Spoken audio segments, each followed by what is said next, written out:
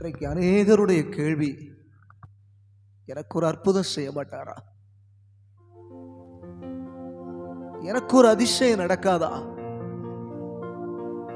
என் கூப்பிடுதல் அவர் செவியில கேட்கலையா? எல்லாரும் மறந்துட்டாங்களே அப்படின்னு நீங்க நினைக்கலாம். வேதாமத்துல ஒரு சரித்திர புருஷனுக்கு தேவன் ஒரு அற்புதம் செய்தார். யோசேப்பு தன்னை தனிமையாக்கப்பட்டார். போத்திபார் மூலமா எனக்கு உயர்வு வந்து விட்டது,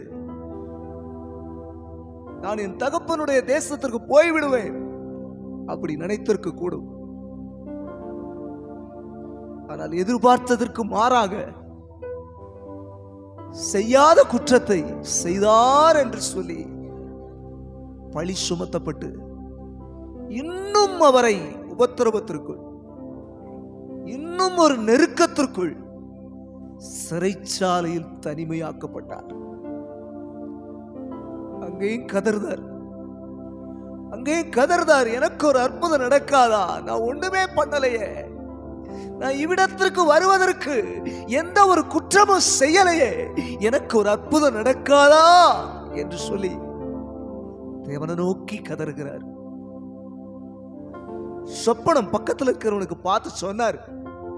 அவன் கூட மறந்துட்டான்.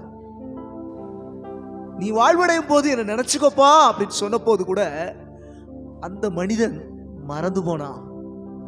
ஆனா தேவன் நினைக்கக்கூடிய ஒரு வேளை வந்த பொழுது, தேவன் நினைக்கக்கூடிய ஒரு நேரம் வந்த போது, கர்த்தர் யோசேப்பை பார்வோனுக்கு தகப்பனாக, எகிப்துக்கு அதிபதியாக, கர்த்தராக மாற்றிவிட்டார். இதே போல கர்த்தர் நம்முடைய வாழ்க்கையில் ஒவ்வொரு கட்டத்திற்கும், ஒவ்வொரு நாட்களுக்கும், ஒவ்வொரு அற்புதத்திற்கும் ஒரு நேரத்தை குறித்து வைத்திருக்கிறார். நம்முடைய வாழ்க்கையில்